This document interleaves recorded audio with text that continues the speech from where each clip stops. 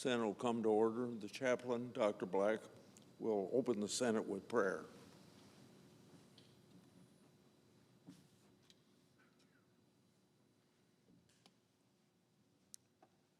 Let us pray. Sovereign Lord, you are our refuge and deliverer. We look to you for strength. Send to our lawmakers the power and grace they need today to glorify your name in all they think, say, and do. Lord, give them the purity of heart that will shut the doors to all evil. Keep their feet in the path of integrity, that they may walk securely. Develop in them a perseverance which refuses to leave any task half done. Empower them with a diligence to offer you no less than their best. And Lord, be with the families of the 2 National Guard members who were shot. Comfort these loved ones during this season of distress and grief. We pray in your merciful name. Amen. Will you please join me in the pledge? I pledge allegiance to the flag of the United States of America, republic for which it stands, one nation, under God, indivisible, with liberty and justice for all.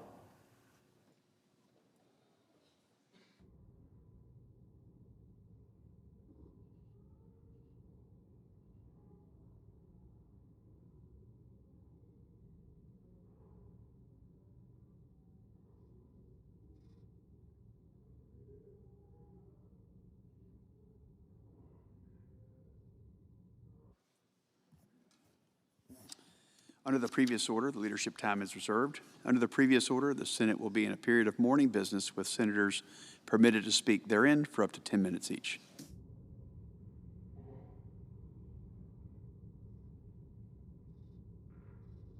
Senator from Iowa. As I travel Iowa throughout the year, I meet some very special people. Last month in Sheldon, Iowa, at the high school, I had the honor of meeting Stephanie Pritz, who was recently named Iowa 2026 Teacher of the Year.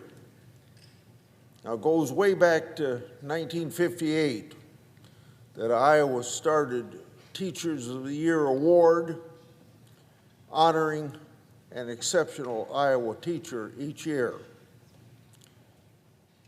There is very tough competition each year among Iowa's many outstanding educators to find the one who best represents student learning through evidence-based instruction, empowering students with multiple pathways to post-secondary success, the teacher who learns from and invests in other fellow educators, and at the same time serve students in partnerships with their families. The annual program is sponsored by the Iowa Department of Education, and it is funded by an appropriation of the Iowa legislature. Now that she is 2026 Teacher of the Year, Stephanie will serve as an ambassador to schools, an ambassador to higher education, and an ambassador to various communities across the state. I would like to congratulate Stephanie again and thank her for her service to our state. Iowans can be very proud that teachers like Stephanie call our state their home. I visit about 10 to 12 high schools a year to have a Q&A with young people because they never come to my open town meetings. One of the surprises that happens at a high school is meeting Iowa Teachers of the Year. This year, that was Stephanie Pritz, and I congratulate her for a second time. I yield the floor.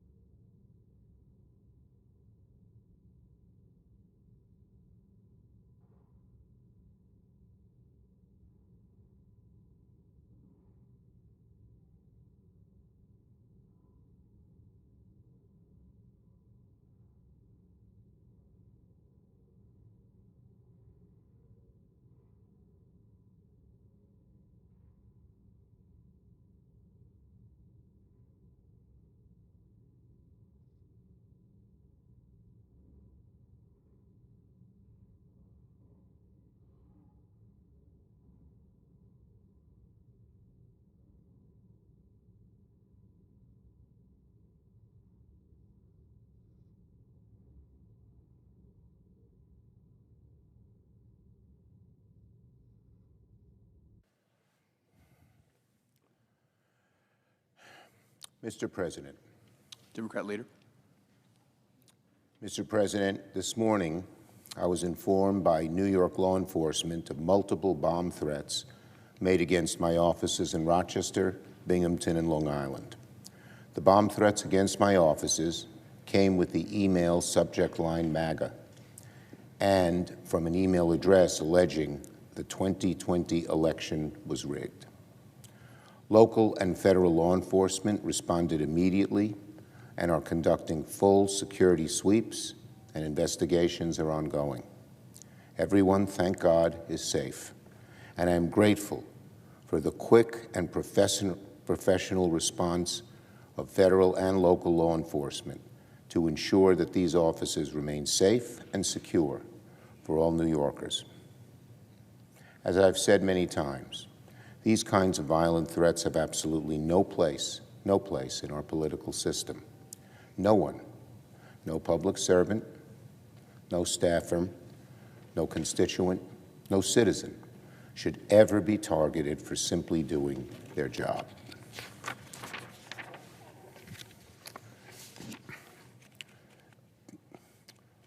Now on Venezuela. Donald Trump has turned the Caribbean into a dangerous tinderbox. Today, we have more troops off the coast of South America than we've had in decades. U.S. forces have struck at least 20 alleged drug boats with zero independent evidence, no transparency, and no concrete legal justification. And on Saturday, Donald Trump proclaimed that the airspace above and surrounding Venezuela to be closed in its entirety. What does this mean? We have no clue, because Donald Trump said a few hours later not to, quote, read anything into it. The erraticness of his foreign policy is dangerous in itself, saying one thing one day and one thing the next. And so, Americans are right to wonder, what on earth is Donald Trump planning in Venezuela? Is Donald Trump nudging America into another war? Is he seeking regime change for Maduro? Will he put U.S. troops in harm's way? Nobody knows. All we have is a bunch of contradictory statements from Trump. Donald Trump seems to be planning a war totally in secret, without congressional authorization, without any transparency, without any explanation for what his goals even are. And all it takes is one mistake, one miscalculation, one lapse in judgment from either side, and suddenly our troops could find themselves in an armed conflict with Venezuela. Lives could be lost. American security could suffer. So I want to be very, very clear. If Donald Trump proceeds with his plan to conduct strikes against Venezuela, Senators Kaine, Paul, and I will immediately file a War Powers resolution to force congressional action to block the use of troops in Venezuela. The power to declare war lies in the hands of Congress, and we intend to exert that authority should the need arise. Now, I urge my Republican colleagues to work with us to advance this resolution if it becomes necessary, because the thought of another forever war makes Americans sick to their stomachs. Americans are tired of seeing troops bogged down in one country after the other. Americans do not want a pointless war in Venezuela. And Donald Trump does not have the authority to send our troops into harm's way without authorization from Congress. Should Donald Trump proceed, the Senate will immediately respond. Should a strike occur, we will force a debate in Congress and force a vote to prevent the U.S. troops to be in hostilities against Venezuela. Our troops' safety and our national security is at stake. I urge both sides to stand ready to assert the powers of Congress on matters of war and peace should the need arise, because the rules of the Congress allow us to require a vote on this issue should the need arise. On Hegseth, I want to say a word about Secretary Hegseth. I don't think we have ever seen someone so unserious, so childish, so obviously insecure serving as Secretary of Defense as Pete Hegseth. And that should alarm every single one of us. Secretary Hegseth loves to look tough. He loves to boast about the lethality of our forces. He wants to be taken seriously, but yesterday he posted a ridiculous tweet of a cartoon turtle firing on alleged drug traffickers, a sick parody of a well-known children's book. This man is a national embarrassment. Tweeting memes in the middle of a potential armed conflict is something no serious leader would ever even think of doing. The only thing this tweet accomplishes is to remind the world that Pete Hegseth is not up to the job.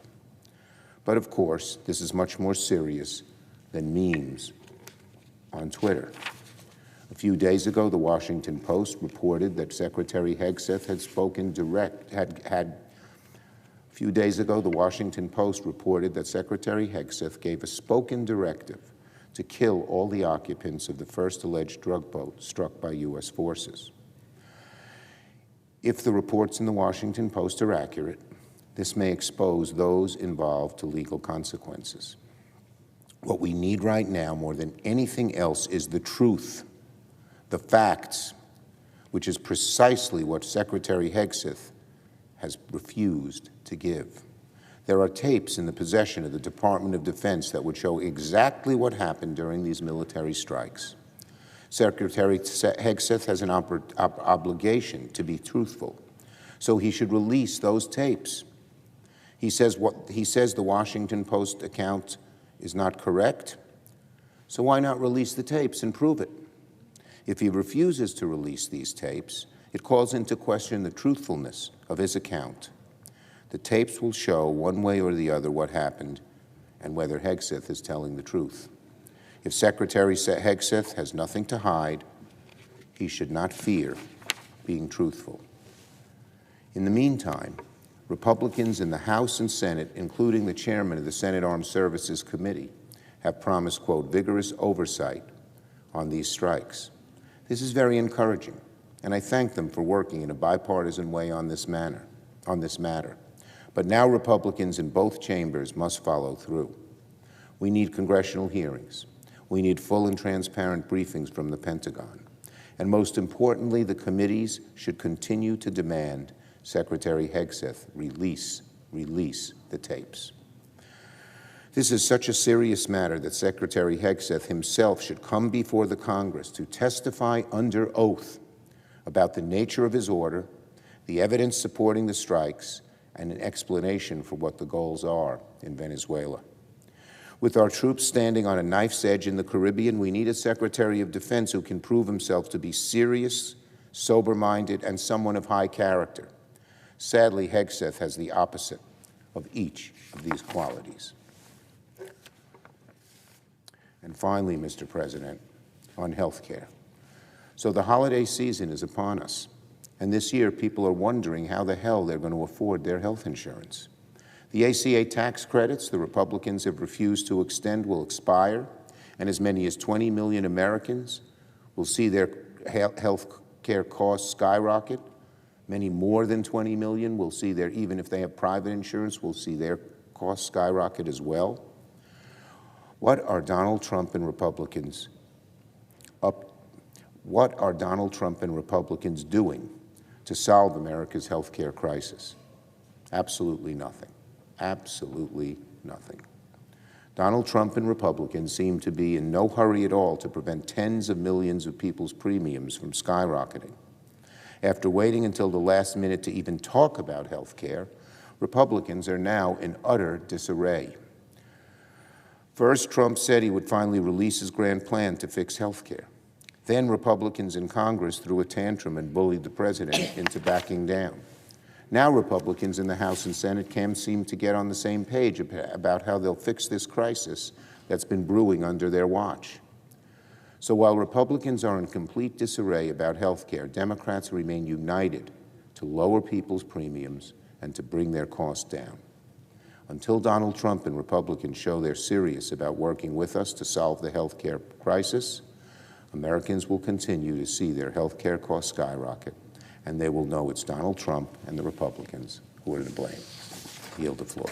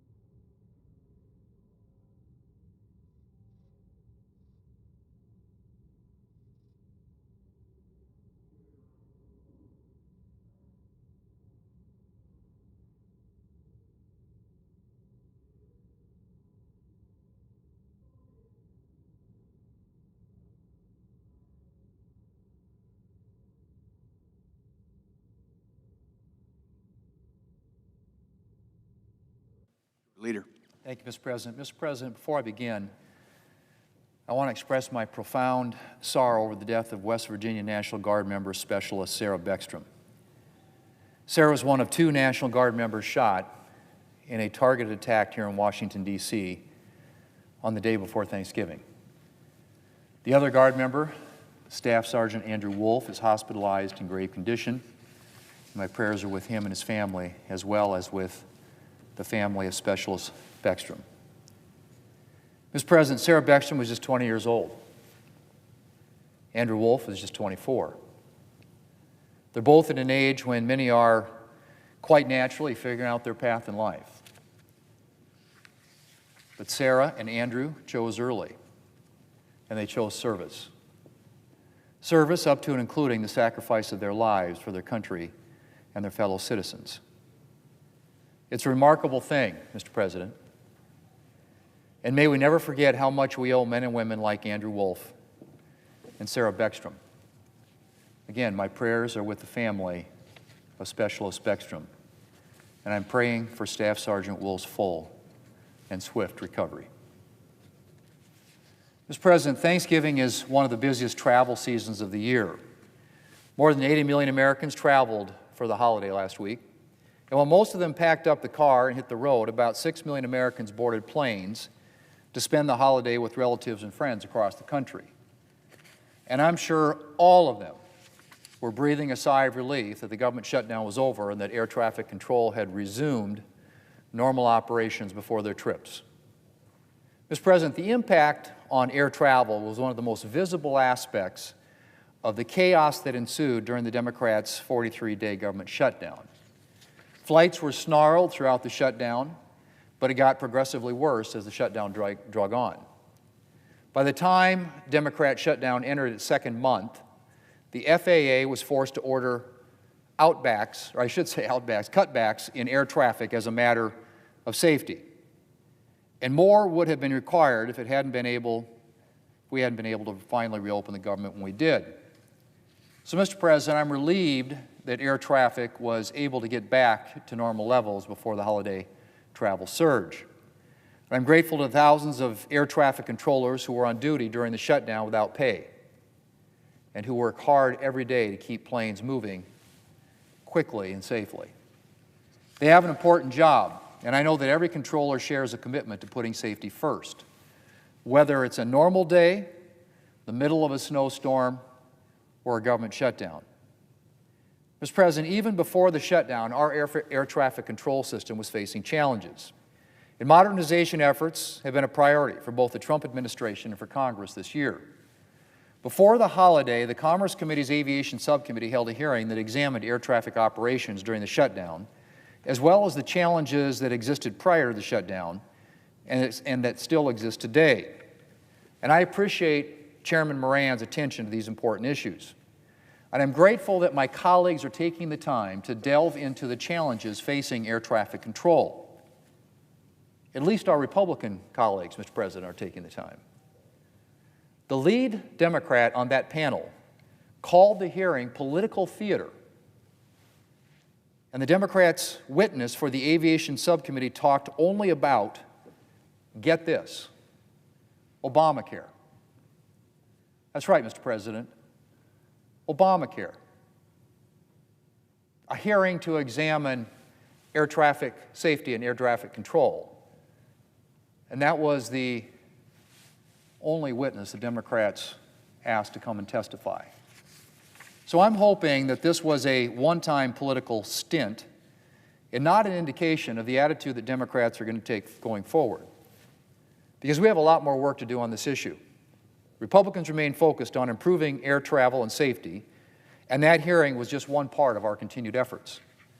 Earlier this year, Republicans took a major step forward in air traffic modernization with the One Big Beautiful Bill, which made a significant investment in technology improvements for the air traffic system. Mr. President, the systems being used in air traffic control towers today are in desperate need of an update. This funding will help to deploy state-of-the-art technology to towers across America. One example of the need for modernization is what happened at the Newark Airport, one of the busiest airports in the country, earlier this year. In April and May, Newark experienced equipment outages that led to major flight delays and significant disruptions in air travel. The Trump administration moved quickly to address these issues and bring Newark back to full strength. But the underlying issue is aging technology across the air traffic control system. Issues that are only exacerbated when adverse conditions strike, such as severe weather or the recent government shutdown. The investment from the One Big Beautiful Bill will go a long way towards solving the underlying technology problems and will strengthen the entire system. Mr. President, another challenge is the shortage of air traffic controllers. We're almost 4,000 controllers short of full strength, which means that controllers at a number of airports need to work longer hours and more shifts to keep the system going. Addressing this shortfall has been a priority for the Trump administration, which has devoted attention to hiring and training additional controllers. I appreciate that the administration managed to keep hiring and training operations going throughout the shutdown, which lessened the potential long-term consequences for America's skies. Republicans and Democrats here in Congress are focused, too, on supporting hiring and training efforts. And this year's transportation funding bill, which I hope to take up in the near future, supports sustained hiring and training to add 2,500 new controllers next year. Mr. President, upgrading outdated technology and adding new air traffic controllers will make a big difference for the traveling public and for supply chains that rely on air cargo. And it will help deliver a more modern air traffic system capable of providing more efficient and safer skies for all Americans. Things won't be fixed overnight, but thanks to the Trump administration and our continued efforts in Congress, we are making progress toward a state-of-the-art air traffic control system for America. Mr. President, I'm glad that the system is back at full strength after the shutdown, and we're working to make it stronger every day. Mr. President, I yield the floor.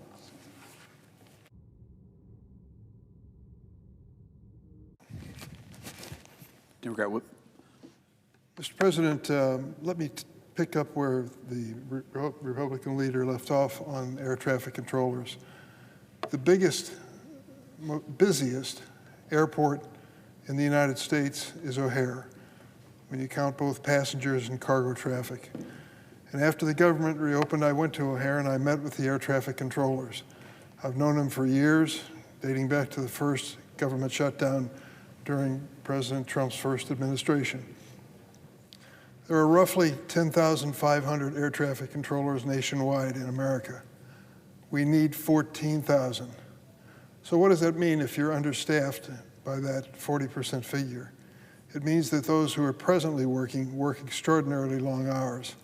In fact, the normal routine at O'Hare with the air traffic controllers who manage that airport is to work 6 days out of 7, 10 hours each day. So one of the most stressful possible jobs in America, they are working 6 days a week, 10 hours a day. The stress was overwhelming. And I told them that with the closure of the government behind us, we have to do something, and I hope we agree on a bipartisan basis to do it quickly. We need not only more air traffic controllers, well-trained and ready to work, and that will take some time to find those people, but we also need new technology. We've waited too long. We've talked about this issue over and over again. It's time to do something. I want to salute those air traffic controllers. They've gone through a tough weekend with America traveling for Thanksgiving. And I know that many of them have worked hard to make sure that we're safe in our travels. So I want to echo the comments of the Republican leader that this is an issue that should not go away. It's an issue we should address. Mr. President, I want to start by acknowledging as well the horrific shooting of 2 National Guard members in Washington, D.C. last week. As was reported, 20-year-old Specialist Sarah Beckstrom tragically passed away on Thanksgiving Day, and 24-year-old Staff Sergeant Andrew Wolf remains in critical condition. We pray for his recovery, and as one nation, send our deepest condolences to the Beckstrom family. Now, whether or not you agree about the delegation of National Guard troops to Chicago or Washington or any other place, that is really beside the point. We should make a note today that this is an acknowledgement of the importance of the National Guard to America's defense at home and abroad many times. Time and again, those guardsmen, guardswomen, have served our country and served them well. Living proof of that statement is my colleague in Congress, Tammy Duckworth, who was injured in a helicopter incident over Iraq and today serves with me as my colleague in the Senate. She speaks for all of the members of the National Guard when she says they are dedicated to our nation and our states. There must be a full investigation into the attack on Sarah Beckstrom and Sergeant Andrew Wolf. I implore the President to lower the temperature on political rhetoric and try not to exploit this to demonize immigrants, including many who have been willing to make the ultimate sacrifice for our country. Instead, the President should work with Congress on common sense, evidence-proof strategies to reduce crime and reform our broken immigration system. My wife and I send our deepest condolences to the Beckstrom family, and we pray Staff Sergeant Wolf makes a full, speedy recovery. Mr. President, on an unrelated issue, last week families gathered around the table to give thanks and enjoy a plate or two of turkey, mashed potatoes, casserole, cranberry sauce, and more. Except this year, the Thanksgiving feast cost more than last year. Because of what? President Trump's economic policies are driving up the prices of groceries. The President claims the opposite, but that's not a fact. In a social media quote, President Trump said, "Prices for Thanksgiving dinner," he announced, "are now down 25% since 2024. Affordability," he said, "is a Republican stronghold." Does the President of the United States actually have any conversation with families who are shopping for groceries? Here's the truth. Costs are going through the roof because of President Trump and his MAGA policies. The American people know this. Recent polling from none other than Fox News shows that nearly 2/3 of Americans blame President Trump for higher prices. Fox News. Listen to my constituent Tria, who wrote to me from Chicago. After experiencing the sticker shock at a South Loop grocery store, she said, "No matter if it's organic or not, it's still going to be an arm and a leg for it. It's like you're spending your soul on groceries," Tria says. Another constituent of mine, Esther, wrote, "A loaf of bread costs us $4 and it looks like it's getting smaller." I know what she means. Tria and Esther aren't alone in their shared frustration. Working families across the country are feeling the squeeze at the checkout counter and are having to cut back on spending. The struggle has been exacerbated for several reasons. One of them being the President's massive cuts to the SNAP program, used to be known as food stamps. In his big, beautiful bill, not so beautiful, that will reduce or eliminate food assistance for more than 22 million families. This is America. This President gives $20 million to Argentina, but can't find the money for American citizens. Another is the administration attacks on immigrant workers, which is fueling a labor shortage, hurting farmers in Illinois and across the nation who are already struggling and driving up prices on the products that they grow. Even President Trump's own Labor Department agrees, saying his war on immigrant workers is, quote, "threatening the stability of domestic food production and prices." Now let's get to the bottom line here and be honest about it. The farmers in my state are great men and women. I thank them for what they do. When it comes to the political scene, after a lifetime of dealing with them, I know that they're very courteous and kind, come and see me with regularity, give me a lot of things to seriously consider, and usually vote for the other party. I get it. They're more conservative. They just don't see things politically the way I see it. But when you close the doors and there's no press around, and you ask them what's going on, they're scared to death. They see China stopping purchases of soybeans. Why is that important? Illinois is the #1 soybean producing state in the United States, and it's a major cash crop for farms all across the country. And when China stops buying, what do? Unfortunately, our buyers, like China, turn to other countries, and they use those countries as sources when they used to rely on us. That worries these farmers behind closed doors. They don't say much publicly. They don't like tariffs. They tell me that behind closed doors, too. They don't want to be open and public about their criticism of President Trump, but the tariffs are a tax that they know are going to make it difficult for them and their exporters and importers of important goods. In addition to all that, they need workers on the farm. It's a fact.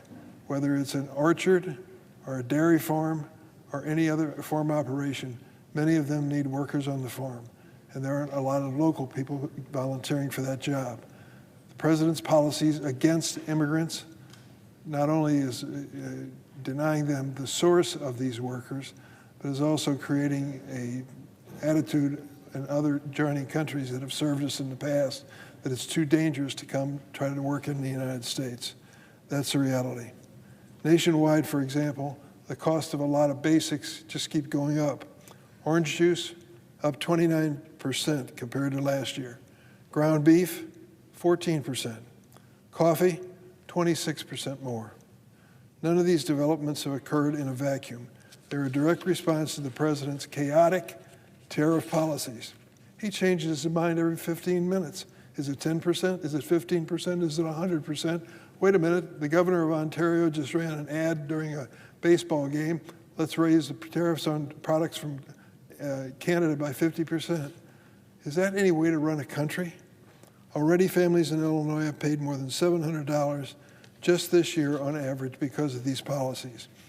In a Supreme Court hearing on the legality of these tariffs last month, Justice Sotomayor said to the lawyers defending the president, quote, "You say tariffs are not taxes, but that's exactly what they are."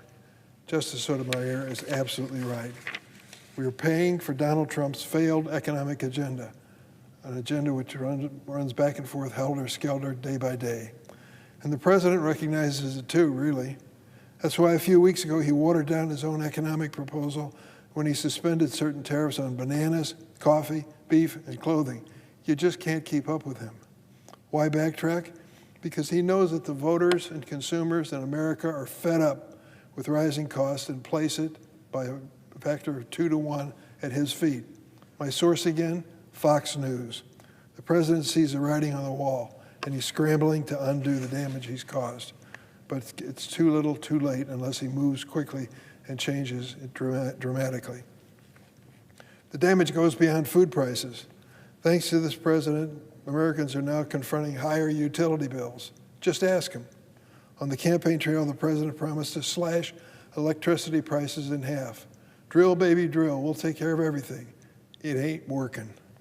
On average, Illinois households are paying more than $1,500 annually for lights and heat in their home, up more than 15% from last year. Cause and effect. Under President Biden and with the support of Democratic Congress, we signed into law the Inflation Reduction Act. This historic law provided tax credits to help households and businesses install energy-efficient windows, insulation, HVAC, and solar panels to lower their bills.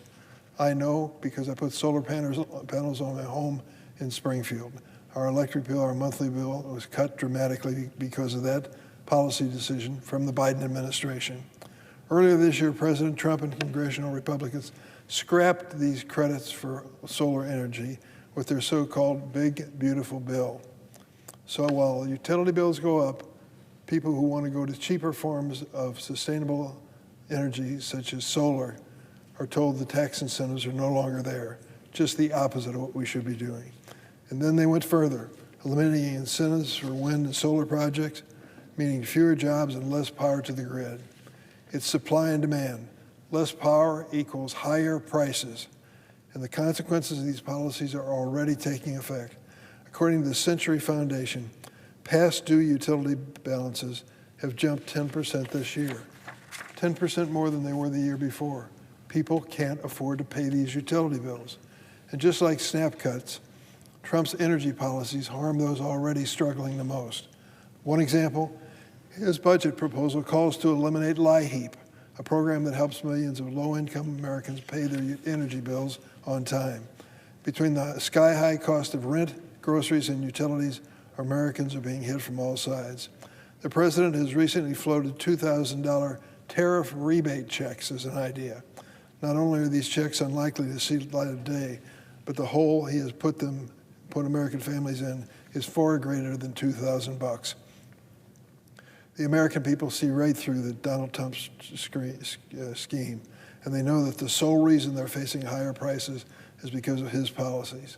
While Republicans ignore higher costs at their own peril, Democrats are still going to keep fighting to lower costs for the American people. Madam President, we know that there's an opportunity that's going to come before the Senate in just a few days to do something about the high cost of health insurance premiums. I'm hearing it back home. People understand what's happening. They're getting notices about what these premiums are going to be as of the first of the year. Some 24 million Americans are affected by the big, beautiful budget bill of Donald Trump and the elimination of these tax credits. It's time for us to do something for American families that makes a difference. Help them pay their health insurance. For goodness sakes, that should be a high priority, not only for the Senate, because it's a high priority for every family. I hope that we can work on a bipartisan basis to extend these tax credits and to make sure that the American people understand both Democrats and Republicans can work together to solve this problem. I think some want to on the other side of the aisle. We should do that in a spirit of bipartisanship. The last point I want to make, Madam President, is almost impossible to understand or explain.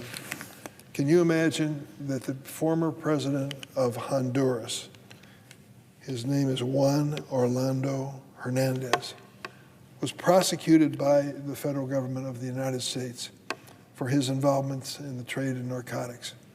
He was found guilty of having been involved in and sentenced to some 45 years in prison as a result. He once boasted as president that he would stuff the drugs up the gringos' noses.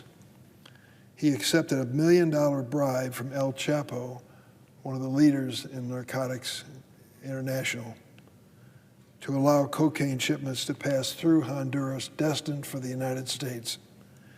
This former President Hernandez had a man killed in prison to protect him. Honduras has become a bastion of the global drug trade. This former President Hernandez orchestrated a vast trafficking conspiracy that prosecutors said raked in millions of dollars for cartels while making Honduras one of Central America's poorest, most violent, and most corrupt countries. So they prosecute him, find him guilty of selling narcotics through these cartels in the United States. Can you think of anyone more reprehensible than that? Selling drugs to this country, finding more victims by the day, many of them children who become addicted to cocaine. Well, of course it's terrible. It's so terrible that he was found guilty and sentenced to 45 years in prison. Then what happened? Well, you won't believe it. Donald Trump pulls out his pardon pen. On Saturday, Mr. Trump said in a statement to the New York Times that, quote, many friends have asked him to pardon Mr. Hernandez. They gave him 45 years because he was president of the country. And then Donald Trump said, you could do this to any president. I won't go into President Trump's own criminal convictions, but I will tell you this. When this man who was president of Honduras was facilitating the sale of narcotics in America, we thought so much of the effort to prosecute him that we assigned an assistant U.S. attorney by the name of Emil Bove. Ring a bell? Emil Bove was chosen by President Trump to serve on the Circuit Court of the United States. He was approved by this chamber. I was at the hearing where he was considered. And I will tell you this, he was proud of the fact that he was tough on crime, so tough that he helped to prosecute Hernandez, and it ended up seeing him sent to jail for so many years. Then along comes President Trump with his pardon pen and releases Hernandez from jail. Releases him. After years and years of prosecution, evidence, and hard work, stopping this man who was facilitating the sale of narcotics in the United States, once he started serving the prison sentence, President Trump said, and I quote, many friends had asked him to pardon Mr. Hernandez. They gave him 45 years, President Trump said, because he was the president of the country. You could do this to any president, and he then pardoned him. Hard to imagine, isn't it? But it isn't hard to imagine if you were here on January 7th and saw the insurrectionists come roaring through this Capitol, storm this chamber, and drive the Senate into recess as we went to an adjoining building so that law enforcement could take over the situation. 149 law enforcement officers were seriously injured and several died as a result of that experience. It was a terrible day in the history of the United States, a terrible day in the history of this magnificent building that we're honored to serve in. What did Donald Trump do as soon as he was reelected president? He issued a full and unconditional pardon to all of the people who stormed the Capitol. So it comes as no surprise that when it comes to drug kingpins, like the former Honduran president, Mr. Hernandez, he got his pardon penny and decided, because he'd heard from so many friends, the president said, he decided to pardon this man and release him. This is not an action by a president who's trying to keep America safe from narcotics. It is a strange understanding of his power that he would use this and not end up penalizing those who are responsible for the narcotics coming into the United States. Madam President, I yield the floor.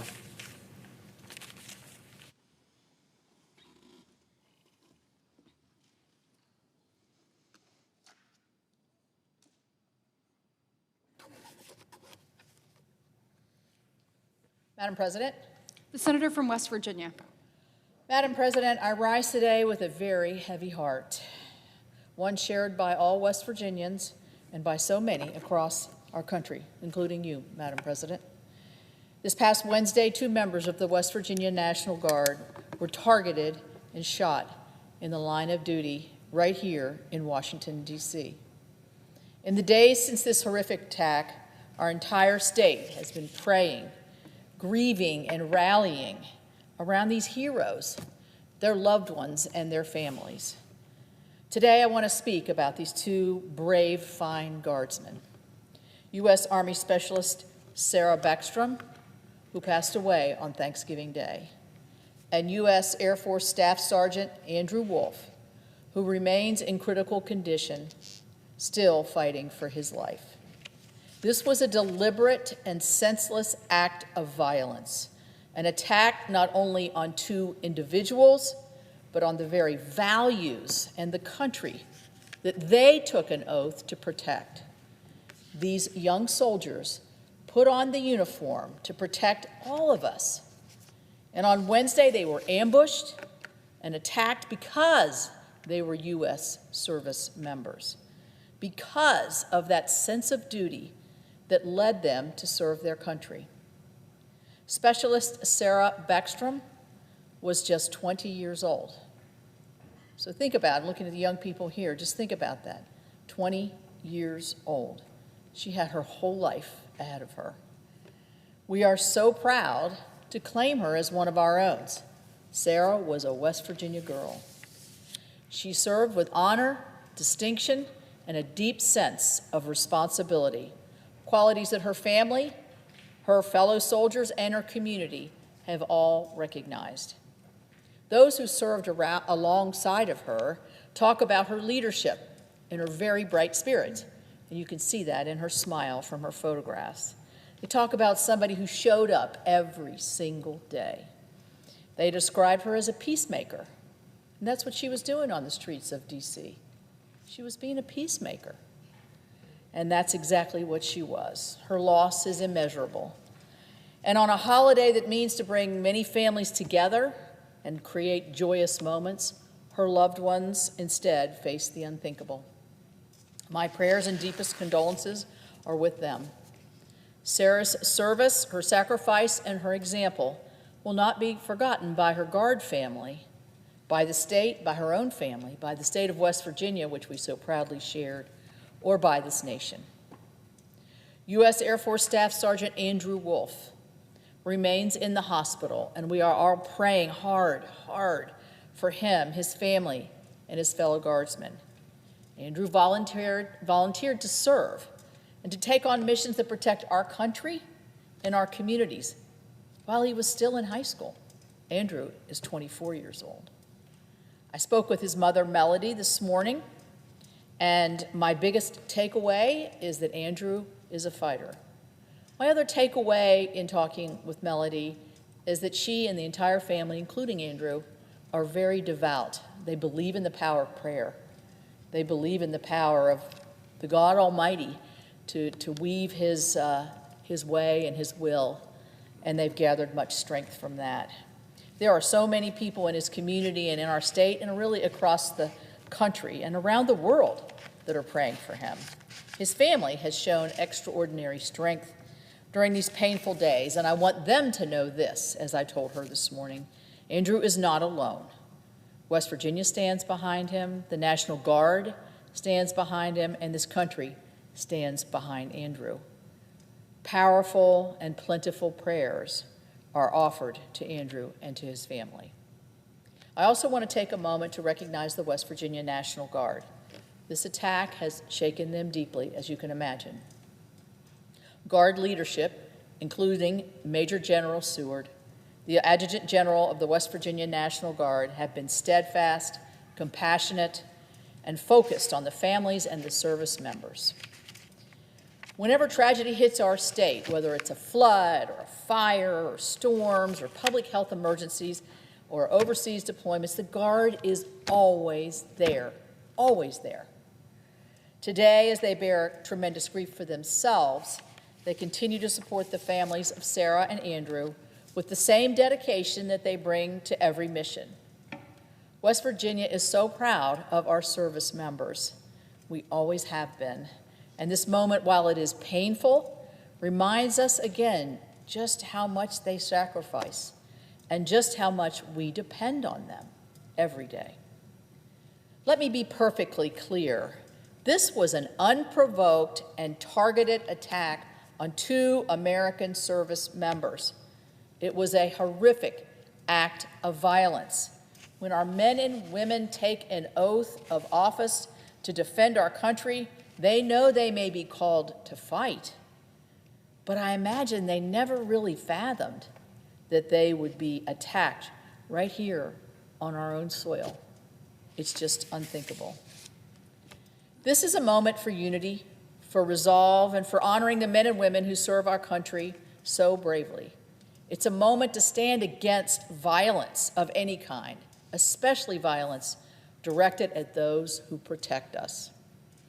Tomorrow, I intend to introduce a resolution in this chamber to formally honor Specialist Beckstrom and Staff Sergeant Wolf. This resolution will reflect what every West Virginian already knows, that Sarah and Andrew represent the very best of our state, the very best of the National Guard, and the very best of America. The resolution also lets their families and loved ones know that the United States Senate will stand with them, support them during this terrible time, painful time, and for them to know that they are not alone. Madam President, West Virginians are tough, we're resilient, but we are deeply, deeply connected to our communities and to our values. When we lose one of our own, we all feel it. Today we mourn Specialist Sarah Beckstrom, and we pray hard for Staff Sergeant Andrew Wolf. We extend our love and support to their families and reaffirm our gratitude for every member of the West Virginia National Guard who continues to serve with courage and honor. Thank you, Madam President. I yield the floor.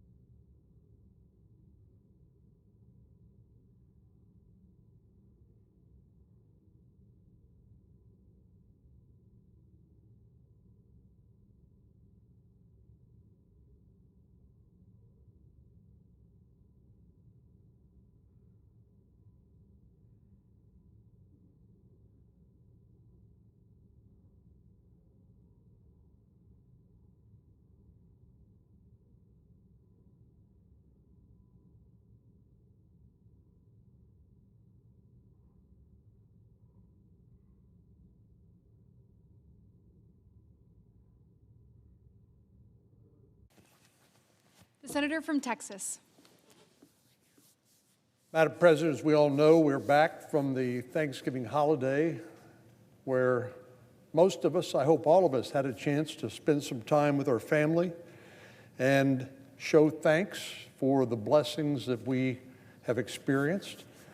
First and foremost of which is to live in a country like the United States of America. We truly won the lottery when we became Americans by virtue of birth or getting here as fast as we could. But after a weekend of turkey and football, we returned to some somber news. As the senator from West Virginia recounted just a moment ago, on Wednesday, 2 of our National Guard service members stationed near the White House were shot in a targeted ambush. One of these victims, Army Specialist Sarah Beckstrom, was only 20 years old and passed away the following day, while another victim, Sergeant Andrew Wolf, remains in critical condition, and I know we all continue to pray for his recovery. The perpetrator was an Afghan parolee. That has special significance, who entered the country under the Biden administration's Operation Allies Welcome program, which was notorious for insufficient vetting of Afghan refugees. I raised alarm bells about this mass parole of Afghan refugees back in 2024 when I co-led a letter to Department of Homeland Security Secretary Mayorkas pressing the Biden administration for their inadequate screening processes for Afghan refugees, including some who were later found to have had ties to ISIS. Madam President, I'd like to ask that the letter be made part of the record at the conclusion of my remarks. And Madam President, I'd like to point out that this risk and the threat of these kinds of deadly results was something that many of us were concerned about and raised with the administration, the Biden administration, a long time before the tragic incidents of this Thanksgiving season. We wrote in this letter, in the chaos following the withdrawal from Afghanistan, the Biden-Harris administration paroled into the United States more than 77,000 Afghans with no or significantly incomplete security checks done on them prior to their arrival. And the reason why parole is an important word is because this particular shooter who shot these 2 West Virginia guardsmen did not come into the country on any one of the special immigrant visa programs. He was simply paroled, which is an exercise of executive or presidential authority, allowing an immigrant into the country without adjudicating any sort of asylum or refugee claim or anything else. And as we point out in this letter on October the 18th, 2024, we raised concerns about the Biden administration in passing this massive parole of 77,000 Afghan nationals with no or insignificant or significantly incomplete security checks done on them prior to their arrival.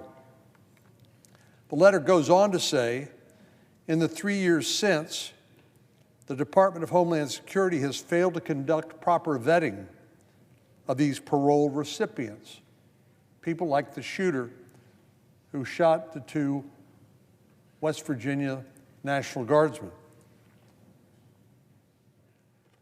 A DHS Office of Inspector General report in May of 2024 found that the Department of Homeland Security had no established process or dedicated component for monitoring parole expiration for the Afghan parolee population, and that there are significant gaps in how DHS responds to potential derogatory information discovered in the recurrent vetting process. But here's perhaps the most important line in this letter. We said this ongoing failure to protect Americans from potential terroristic threats is unacceptable, and it is only a matter of time before it yields deadly results. Well, unfortunately, that prediction of this massive parole of 77,000 Afghans into the United States under the Biden administration's Operation Allies Welcome program, that prediction proved to be true and come to pass.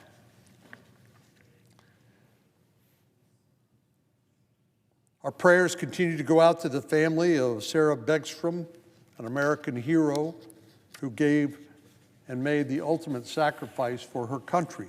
And we continue to pray for the full recovery of Andrew Wolf.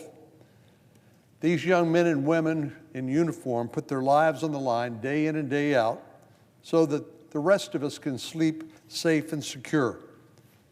When tragic events like this take place, it's a reminder to all of us of the sacrifices they make in order to protect our freedom and public safety. I'm grateful to President Trump, to the FBI Director Patel for their swift response and for their commitment to bring the perpetrator of this heinous event to justice. But even more than that, we need to make sure that it does not reoccur through other paroled, poorly or insufficiently vetted Afghan parolees. Unfortunately, this is part of the legacy of the Biden administration's open borders and immigration policies, where they defied the law, which reserves parole to a case-by-case basis, to do it on a categorical basis along the southern border and now with Afghan parolees. Madam President, on another matter, we have only 3 scheduled work weeks before Christmas. Compared to what the Senate had left on its plate last year, I think a great deal of praise is in order for our leadership, Senator Thune, and Senate Republicans generally, for getting so much done in the last 11 months. We started the year off with an impressive clip confirming President Trump's cabinet at a record speed. We successfully passed a reconciliation package which will extend President Trump's tax cuts for working families, known as the One Big Beautiful Bill, or the Working Families Tax Cuts Act, which contains far more than just tax relief for the American people. We passed our first draft of the National Defense Authorization Act in the Senate. In addition to these impressive accomplishments, the Senate has also passed the first tranche of government funding bills and a continuing resolution that will keep the lights on through January. And while it may seem odd to commend Congress for just doing its job, this has become a notable achievement because it means we will not be here on Christmas Eve voting on a massive omnibus spending package that unfortunately has happened too often in the past. Suffice it to say, the first year of the 119th Congress, led by Republicans, has been far more productive than recent years. But now we have more work to do, and because we are not quite finished. We have a few more tasks to complete before St. Nick comes to fill up our stockings. First and foremost, we need to finish the National Defense Authorization Act. This is a must-pass piece of legislation that is absolutely critical to providing the men and women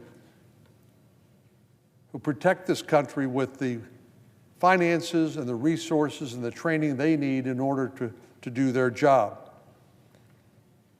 The House and the Senate have passed their own respective versions, which means now the task is for a conference between those two versions to reconcile those differences, any differences, and pass that version in both chambers. Then the final version, of course, as we all know, can go to President Trump. As part of the process to finalize the NDAA this year, I remain adamant in my provisions to address outbound foreign investments that they be included in the final version. We all know that the Chinese Communist Party is the greatest national security threat, not just to the region, but globally at this time. What many of us did not fully appreciate is how American investors are directly supporting the Chinese economy and the Chinese military through outbound investment to the tunes of billions of dollars. The U.S.-China Economic and Security Review Commission noted that the United States is, quote, the most important single source of investment to semiconductors, quantum computing, and AI in China. In other words, we're funding our principal competitor. And that competitor is not only an economic competitor, but is vying for hegemony in the Indo-Pacific and threatening a military conflict to take Taiwan any day, week, or month in the future. So why in the world would we engage in willful blindness, not knowing what American investors are doing to help prop up the Chinese economy and the Chinese military? Failure to address outbound investment transparency is to pretend that national security doesn't matter. And we don't have any more time to procrastinate. The best time to act on this was years ago when my initial outbound investment legislation was proposed and passed as part of the Senate NDAA. But now we need to finish the job we started back then in this year's NDAA. The last item on our plate, in addition to securing our national defense, is to address our nation's health care. The so-called Affordable Care Act, better known as Obamacare, was as dubiously named as the Inflation Reduction Act, which did not reduce inflation, just like the Affordable Care Act did not make health care affordable. When Obamacare was crafted, debated, and passed, Democrats refused to work with Republicans to make it a bipartisan law. So this failed experiment in Obamacare that's now proposing 18% premium increases in places like the state of Texas this upcoming year has been a complete failure. President Obama said, if you like your doctor, you can keep your doctor. He said, if you like your health care plan, you can keep your health care plan. And he also said it would reduce health care costs by an average of $2,500 per American consumer, none of which has proven to be true. Democrats preferred to write the bill all by themselves and then misrepresent to the American people about their being able to keep their doctor or existing insurance plans. Obamacare was a massive failure that left Americans disappointed and our health care system virtually bankrupt. Ignoring this reality, Democrats came back for more during the COVID pandemic, using a national health care crisis as an opportunity to serve up more of the same bad recipe for our health care needs. Of course, we all know the Senate's secret sauce is deliberation and debate. That's what we are supposed to do. The Senate is a forum where colleagues who may have different party affiliations and different ideas about how we should solve problems can come together to try to build consensus and to work through our differences to arrive at a policy framework that gets at least 60% support in this body. The result of that process is a product that has been stress tested by members on both sides and one that works out better in the long term for the American people. But with the COVID-era enhanced Obamacare credits set to expire, according to a timetable set by Democrats, since no Republican voted for it in the first place, instead of working through the regular order to come up with a bipartisan solution, Senate Democrats have chosen to play hardball. They shut down the government, denying paychecks to millions of Americans in an attempt to beat Republicans into accepting their terms unilaterally. This is simply not the way the Senate is supposed to work. The Senate's use of a government shutdown as a tactic to get what they wanted to extend this failed policy in Obamacare is a shameful tactic. But now that the shutdown's over, Democrats have an opportunity to reconsider and do the right thing. President Trump has already given us some great ideas about how to accomplish this and made the point, which I think is an important one, rather than send the money to insurance companies that have, by the way, done very, very well and made a lot of money, let's send the money directly to the consumer so they can choose what suits their needs the best. There are many good ideas that have been circulated. Senator Bill Cassidy, a physician from Louisiana, member of the Finance Committee, has put forward a framework based on the administration's proposals, bypassing insurance companies and sending the money directly to the consumer. And I know others who have a lot of experience in the healthcare field, like Senator Rick Scott from Florida, have introduced legislation as well. So there are a lot of great ideas out there, and we know that Obamacare itself has failed and is unsustainable in its current form. So we have a lot of work to do and not much time to get it done. The goal, of course, is to make sure that everybody in America can get access to health care and to make sure we don't bankrupt the country in the meantime. So all these ideas are a solid step in the right direction towards righting the wrongs of Obamacare and ensuring we put dollars in the hands of the consumer or American families, rather than in the coffers of insurance companies and insurance company executives. But to actually solve the healthcare challenges that this country faces, we need to have a robust debate between our members, and I hope our colleagues on the other side of the aisle will approach this discussion in good faith. Based on history, I'm not overly confident that will happen, but I remain hopeful. So I look forward to working with all of our colleagues, as well as President Trump, to come up with the right solution for health care that actually relieves the burden of rising health costs on American families, primarily caused by the abomination known as Obamacare. Madam President, I yield the floor.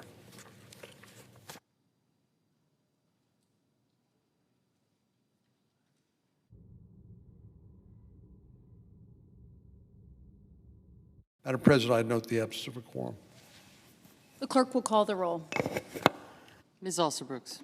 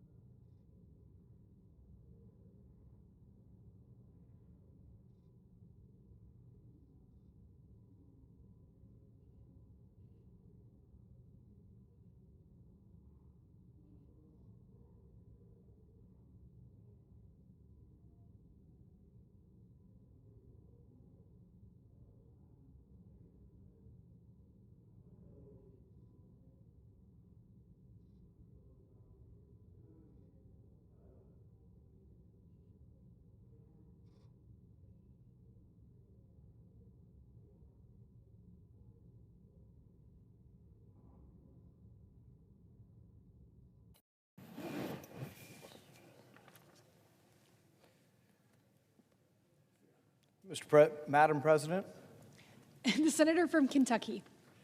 I ask unanimous consent to vitiate the quorum call. Without objection. I ask unanimous consent to waive the mandatory quorum call with respect to the Bragdon nomination. Without objection.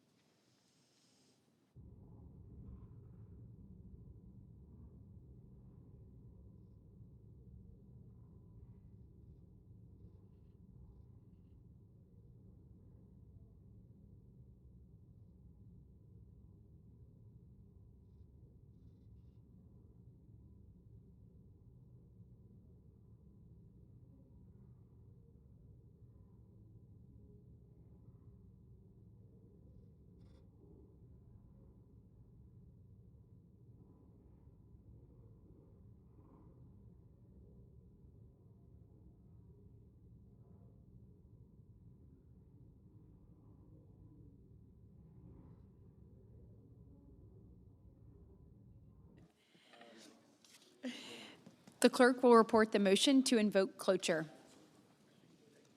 Cloture motion. We, the undersigned senators, in accordance with the provisions of Rule 22 of the Standing Rules of the Senate, do hereby move to bring to a close debate on the nomination of David A. Bragdon of North Carolina to be United States District Judge for the Middle District of North Carolina, signed by 17 senators. Under the previous order, the mandatory quorum call has been waived. The question is it the sense of the Senate that the debate on the nomination of David A. Bragdon of North Carolina to be United States District Judge for the Middle District of North Carolina shall be brought to a close? The yeas and nays are mandatory under the rule. The clerk will call the roll. Ms. Alsobrooks, Ms. Baldwin, Mr. Banks, Mr. Barrasso, Mr. Bennett, Mrs. Blackburn, Mr. Blumenthal, Ms. Blunt Rochester, Mr. Booker, Mr. Bozeman, Mrs. Britt. Aye.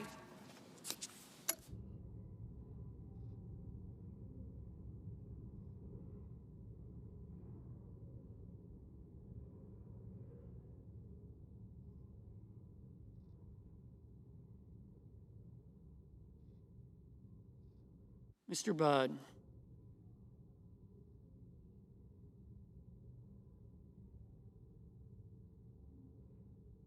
Ms. Cantwell.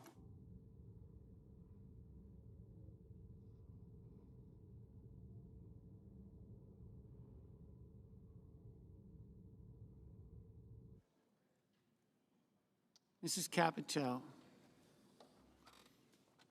Mr. Cassidy. Ms. Collins. Mr. Coons.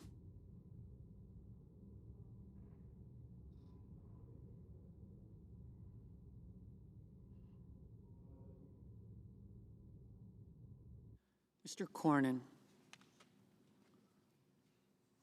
Ms. Cortez Masto. Mr. Cotton. Mr. Kramer. Mr. Crapo. Mr. Cruz. Mr. Curtis. Mr. Daines. Ms. Duckworth. Mr. Durbin.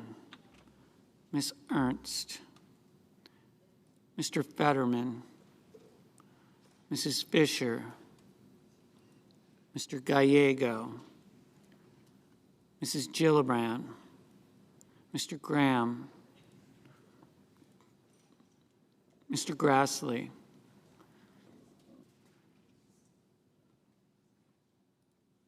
Mr. Haggerty, Ms. Hassan, Mr. Hawley, Mr. Heinrich, Mr. Hickenlooper, Ms. Hirono, Mr. Hoven, Mr. Husted, Mrs. Hyde-Smith, Mr. Johnson, Mr. Justice, Mr. Kane, Mr. Kelly, Mr. Kennedy, Mr. Kim, Mr. King, Ms. Klobuchar, Mr. Langford, Mr. Lee, Mr. Lujan, Ms. Lummis, Mr. Markey, Mr. Marshall, Mr. McConnell, Mr. McCormick, Mr. Merkley, Mrs. Moody, Mr. Moran, Mr. Moreno, Mr. Mullen, Ms. Markowski,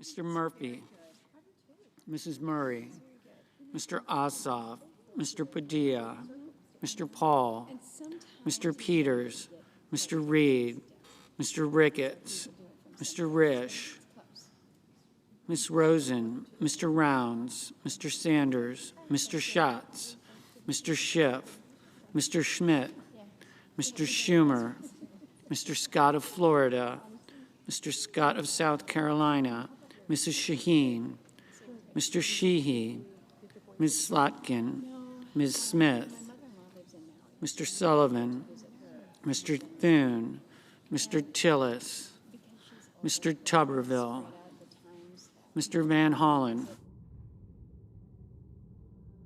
Mr. Warner, Mr. Warnock, Ms. Warren, Mr. Welch, Mr. Whitehouse, Mr. Wicker, Mr. Wyden, Mr. Young.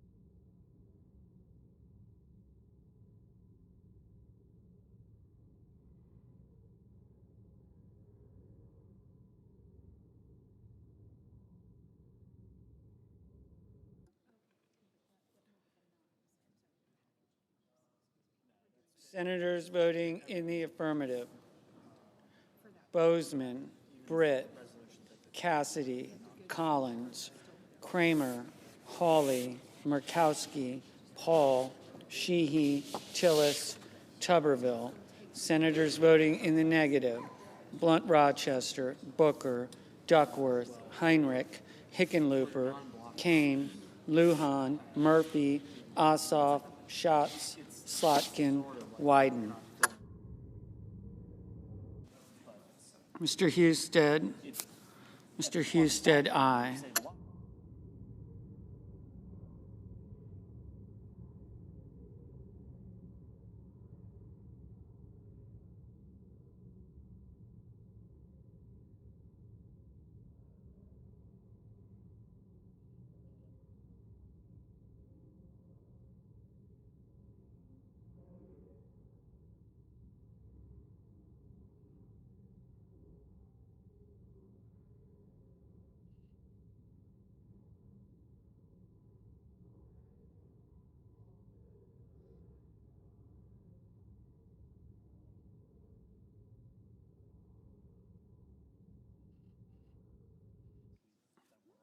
Mr. Crapo. Mr. Crapo, aye.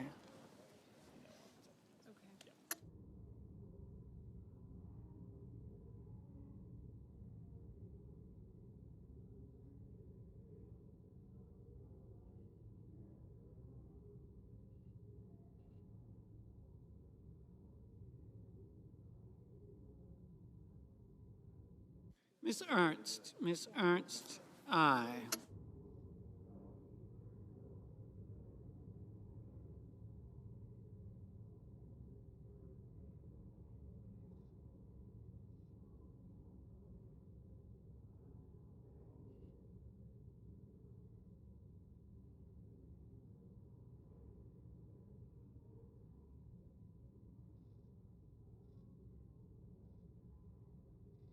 Mr. Welch. Mr. Welch, no.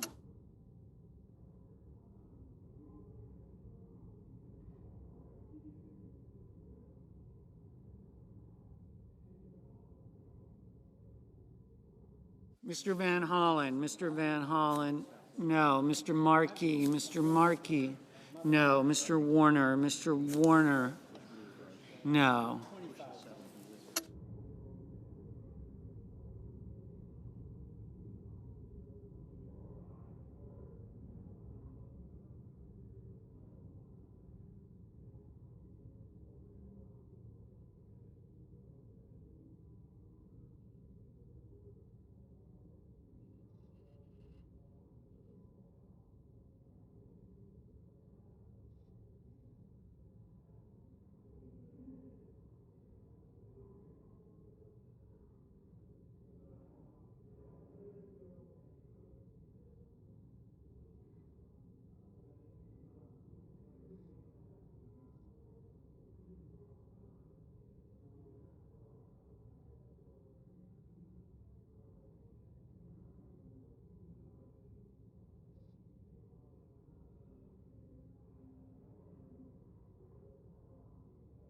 Mrs. Capito. Mrs. Capito, aye. Mr. Coons. Mr. Coons, no.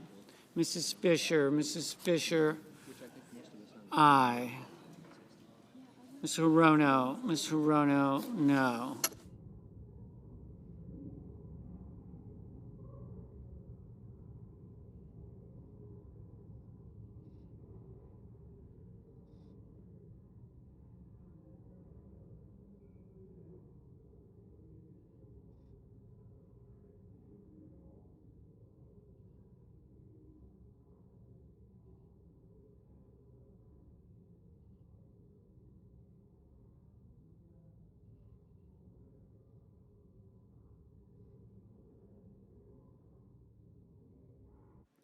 Mrs. Hyde Smith. Mrs. Hyde Smith, aye.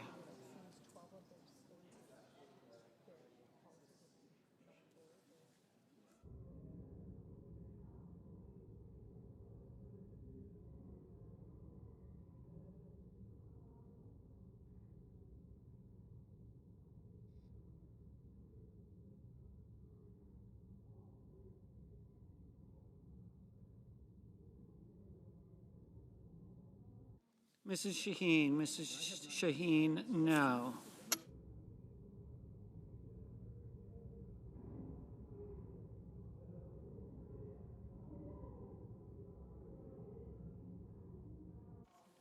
Mr. Padilla, no.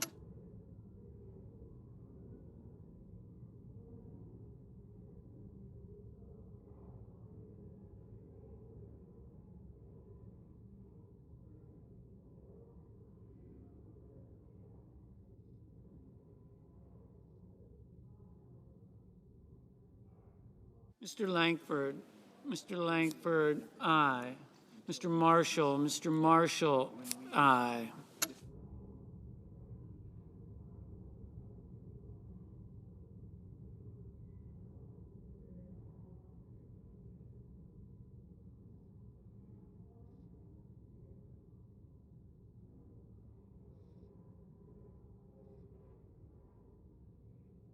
Mrs. Blackburn, aye. Mr. Rounds, aye.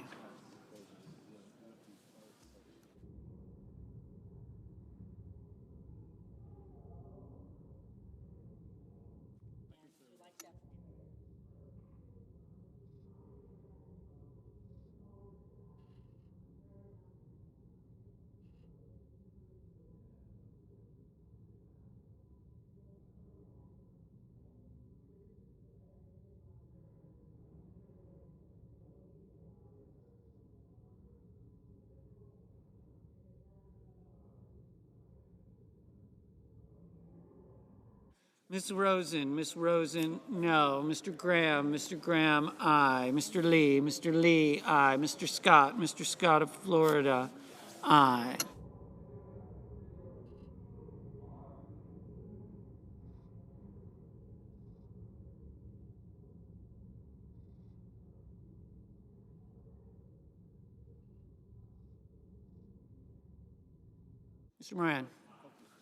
Mr. Moran, aye.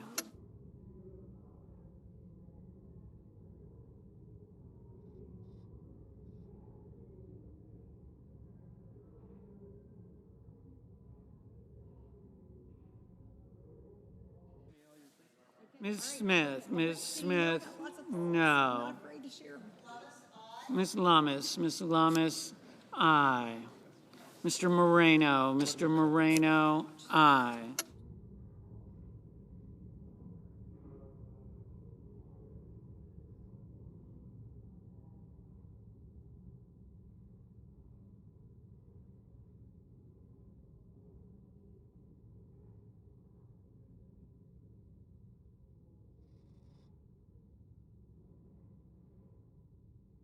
Mr. Mullen, aye.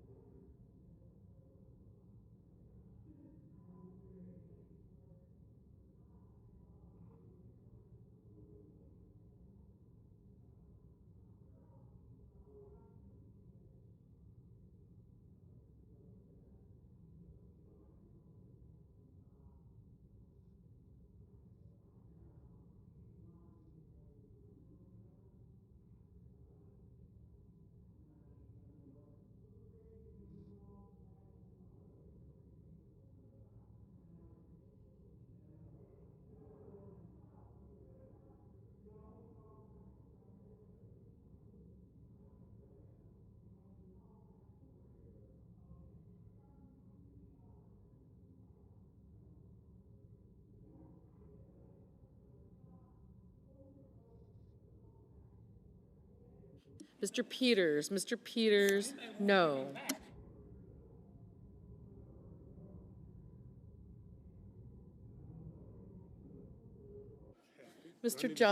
Mr. Justice, aye.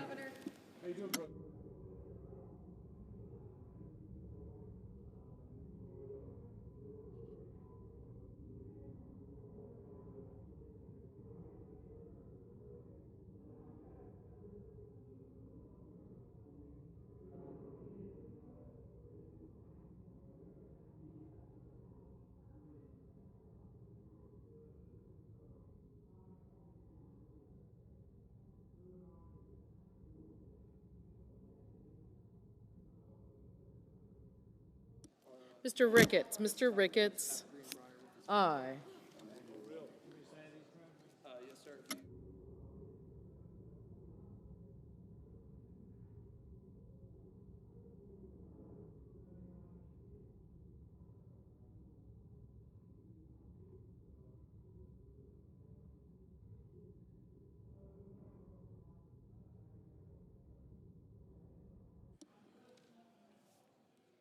Mr.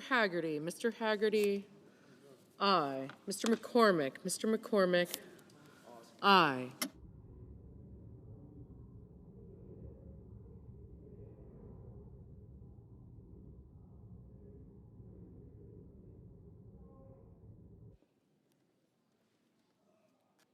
Mr. Young, aye.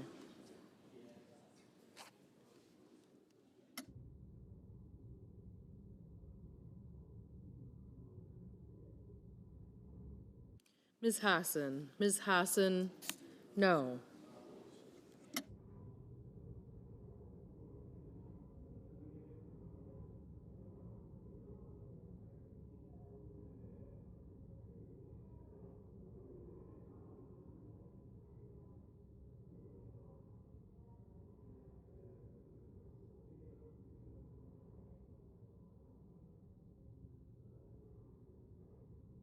Mr. Bennett, no.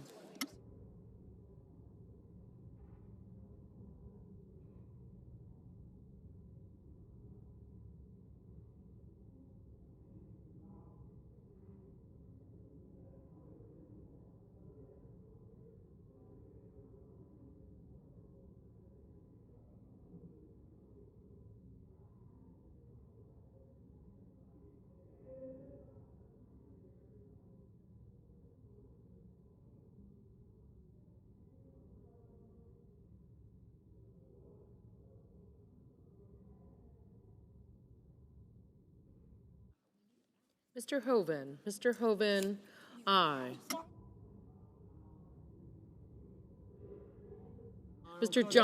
Mr. Johnson, aye.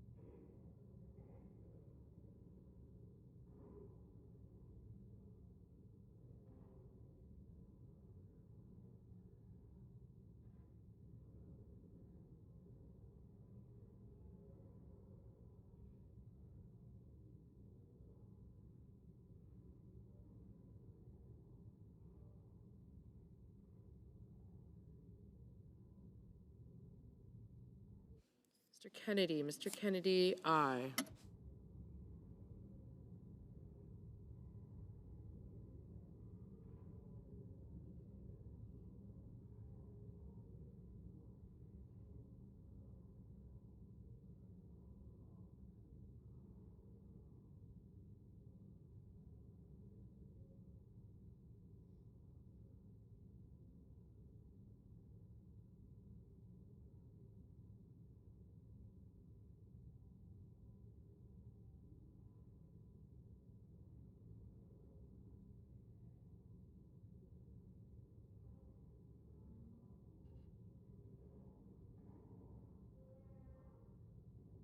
Mrs. Gillibrand, Mrs. Gillibrand, no.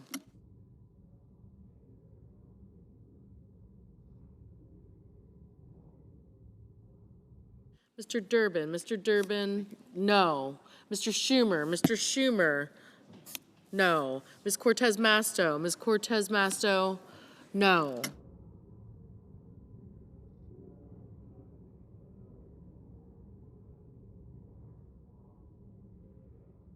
Mr.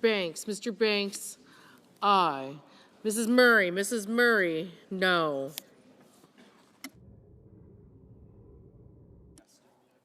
Ms. Baldwin, no.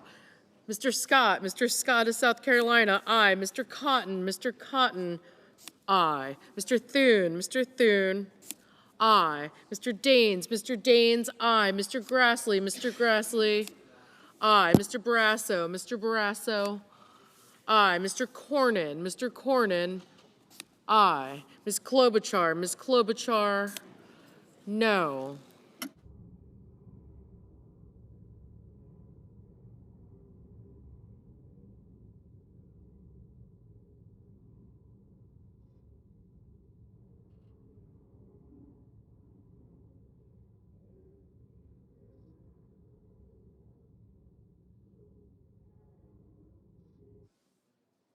Ms. Warren, no.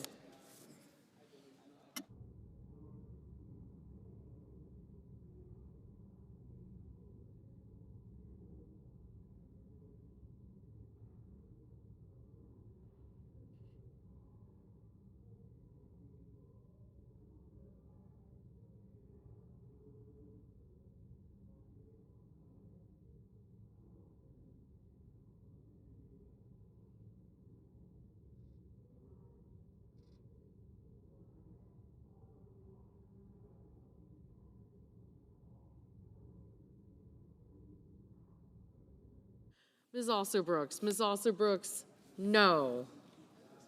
Ms. Cantwell, no.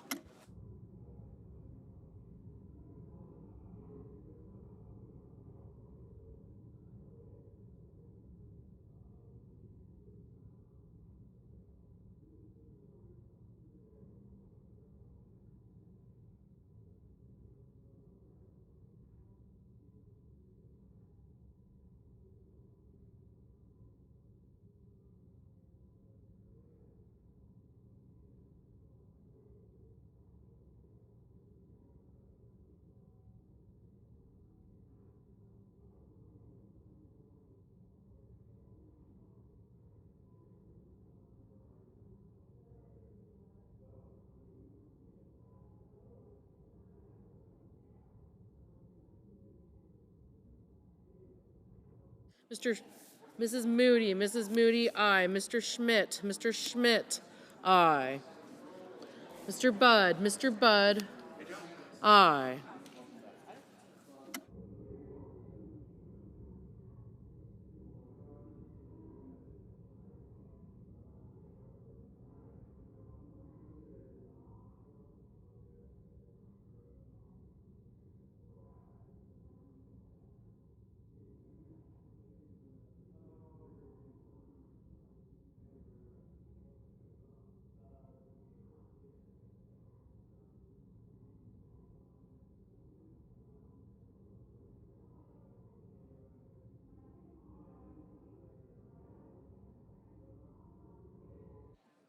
Mr. Kelly, no.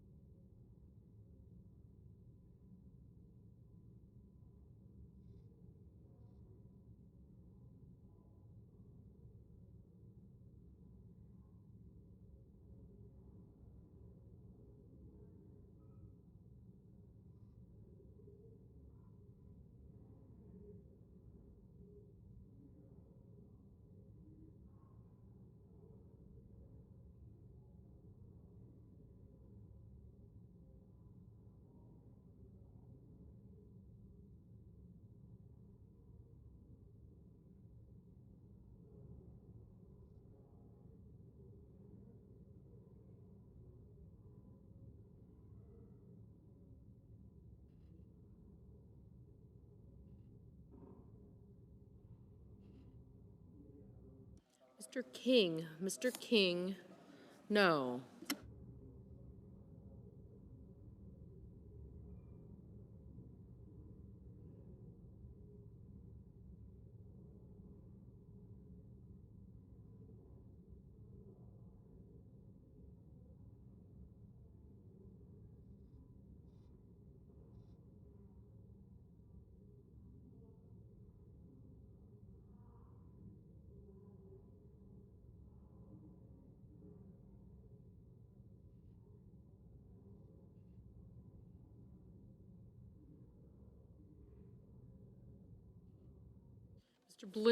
Mr. Blumenthal, no.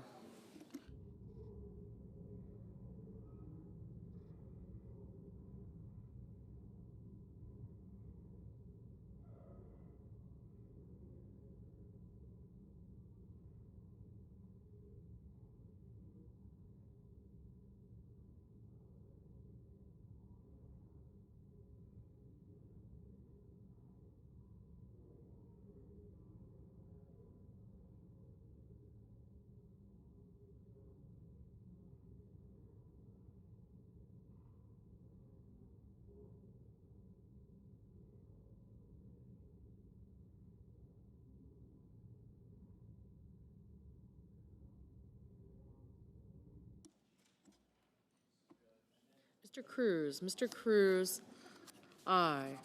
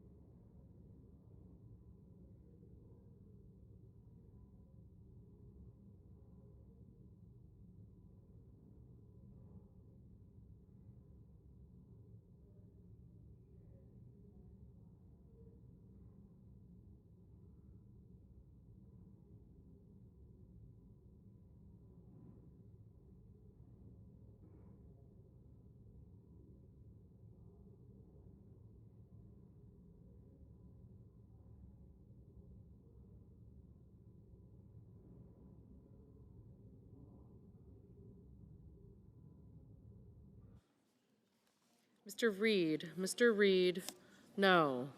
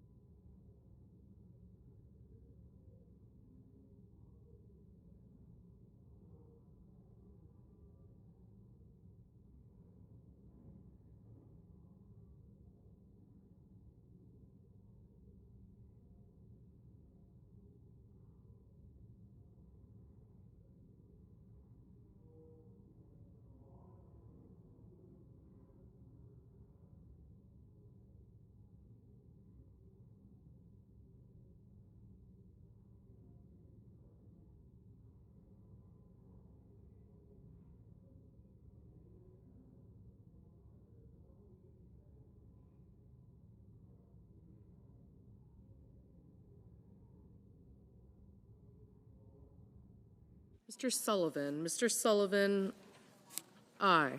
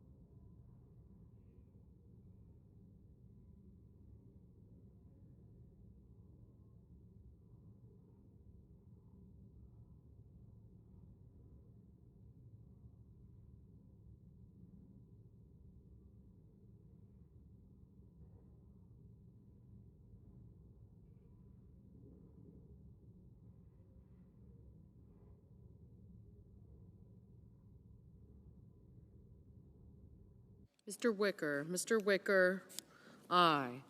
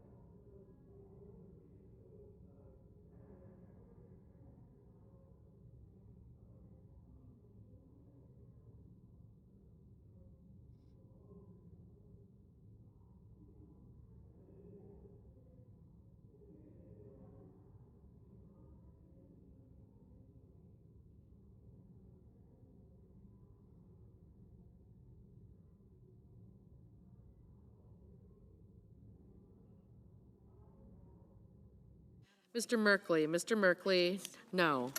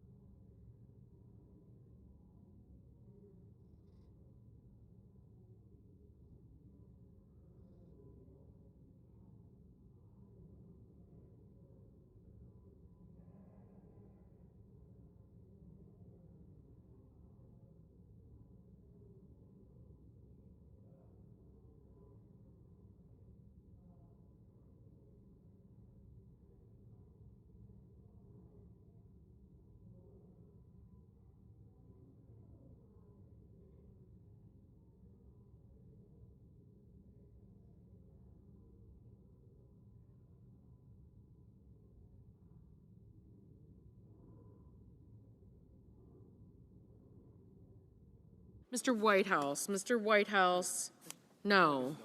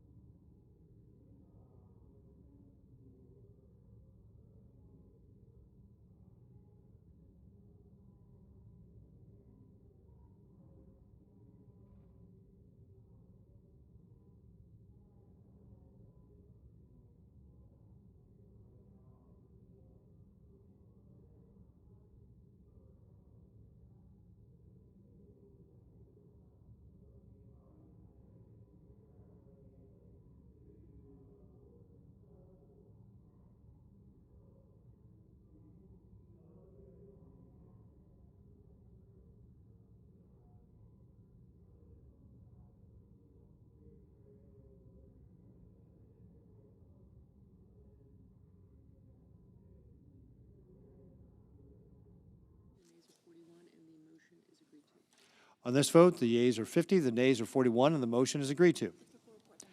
The clerk will report the nomination. Nomination, the judiciary, David A. Bragdon of North Carolina to be United States District Judge for the Middle District. Mr. President. Majority Leader. Thank you, Mr. President. Mr. President, I ask unanimous consent that notwithstanding Rule 22, all post-cloture time be expired and the Senate vote on confirmation of the Bragdon nomination 11:30 a.m. tomorrow. Further, that the cloture motion with respect to the Freeman nomination ripen following disposition of the Bragdon nomination. Further, if cloture is invoked on the Freeman nomination, the Senate vote on confirmation of the nomination at 2:15 p.m. tomorrow. Finally, if any nominations are confirmed during Tuesday's session of the Senate, the motion to reconsider be considered made and laid upon the table, and the President be immediately notified of the Senate's action. Without objection. Mr. President, I sent an executive resolution to the desk for the consideration of certain nominations in block and ask for its immediate consideration. The clerk will report the title of the resolution for the information of the Senate. Senate Resolution 520, Executive Resolution authorizing the en bloc consideration in executive session of certain nominations on the executive calendar. Mr. President, in order to place the executive resolution on the calendar, I object to my own request. Objection having been heard, the executive resolution will lie over one calendar day. Mr. President, I move to proceed to legislative session. Questions on the motion? All those in favor say aye. Aye. All opposed, no. The ayes appear to have it. The ayes do have it. The motion is agreed to. Mr. President, I move to proceed to executive session and consider calendar number 474. Questions on the motion? All those in favor say aye. Aye. All those opposed, no. The ayes appear to have it.